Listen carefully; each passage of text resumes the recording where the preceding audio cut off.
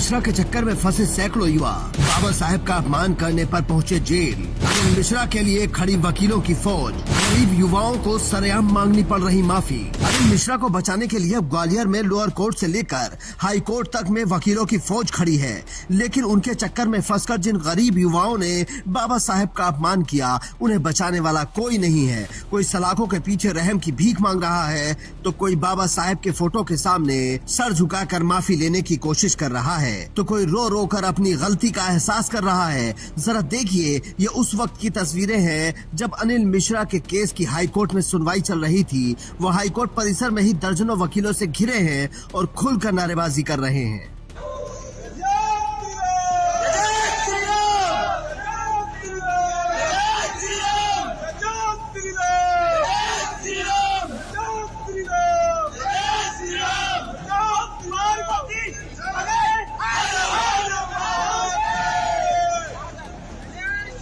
और अब ये तस्वीरें देखिए, ये वाराणसी के रहने वाले हैं। बाबा साहेब की तस्वीर के सामने खड़े होकर माफी मांग रहे हैं।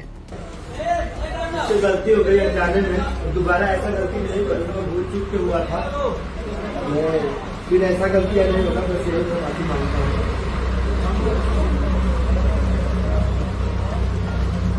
लेकिन मजे की बात यह है कि अनिल मिश्रा और इन पंडित जी का गुनाह एक ही है। दोनों ने बाबा साहेब भीमराव अंबेडकर का अपमान किया है, लेकिन एक मजे से अदालत में नारेबाजी कर रहा है और दूसरे थाने में ही थर थर कांपते हुए फोटो के सामने माफी मांग रहा है। इससे आपको क्या समझ आया? एक ही तरह के गुनाह में दो अलग अलग तरीके की तस्वीरें, दो अलग अलग भारत की कहानी कह रही हैं, और यही हमारी असली हकीकत है। ये सवाल खड़ा हो रहा है कि क्या यहाँ गरीब और अमीर, कमजोर और ताकतवर के लिए सजा और इंसाफ अलग होता है? ये सवाल हमारे देश में हमेशा से रहा है और समय के साथ और बड़ा होता जा रहा है। अनिल मिश्रा ने बाबा साहेब के खिलाफ मोर्चा खोला।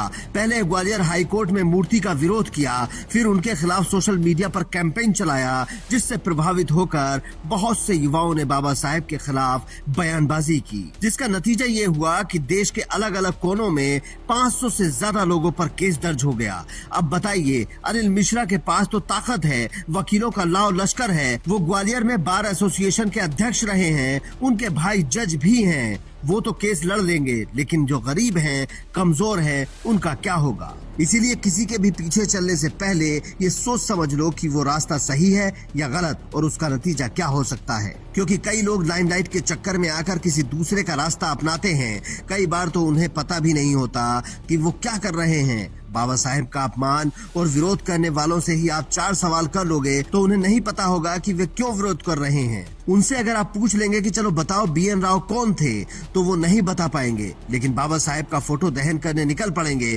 क्योंकि उनको लगता है कि इससे उन पर फोकस जाएगा और मीडिया भी कवरेज देगी। लेकिन भाई लोग, मीडिया की कवरेज अगर आपको माफी मांगते हुए होती है तो बताइए कि आपका नाम होगा या आप बदनाम होंगे। आप पहले समझिए कि बाबा साहेब का अपमान आप क्यों करना चाहते हैं, आपका उन्होंने क्या बिगाड़ा है। पहले आप उनके बारे में पढ़िए और समझिए कि बाबा साहेब ने समाज के लिए क्या किया है, इंसानियत के लिए क्या किया है और वैज्ञानिक चेतना के लिए क्या किया है। और अगर फिर भी आपको लगता है कि अंबेडकर विरोध जरूरी है, तो संविधान के दायरे में रहकर कीजिए, क्योंकि विरोध और अपमान में बहुत बड़ा अंतर होता है।